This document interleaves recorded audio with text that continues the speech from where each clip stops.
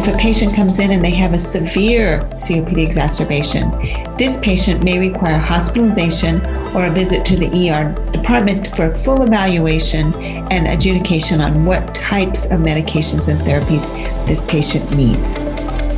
So we know that during an acute exacerbation that OCS can improve us. They can improve our FEV1, our oxygenation, treatment failures, and decrease the relapses, and really the length of the hospitalization. But when you look at the length and amount of steroids that are used, this has really changed.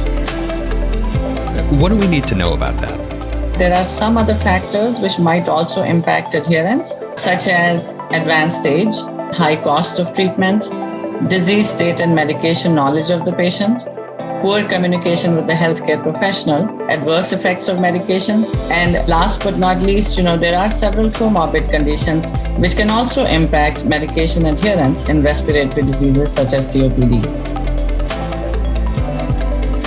Yeah, I totally agree.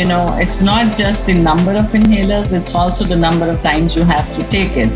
And there is data that if it's, an inhaler which has to be dosed more frequently, patients are less likely to be fully compliant with it. And that affects their disease state control. So definitely those are great points.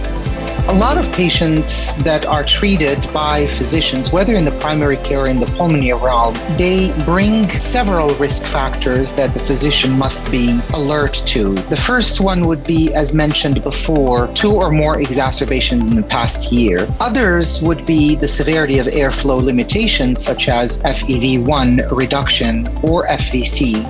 So I want to introduce the idea of escalation therapy in patients with COPD that still have, as you call it, feeling really bad, which is exacerbations of COPD. We need to recall that an effective COPD management does prevent exacerbations and improves symptoms.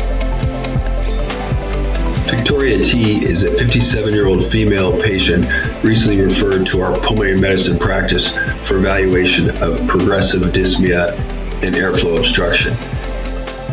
I don't want to end up having another episode where I'm coughing so hard that I can't catch my breath.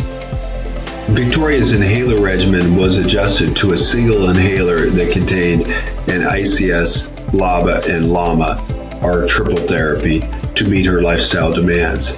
And she was referred to a nearby pulmonary rehabilitation center to improve exercise tolerance.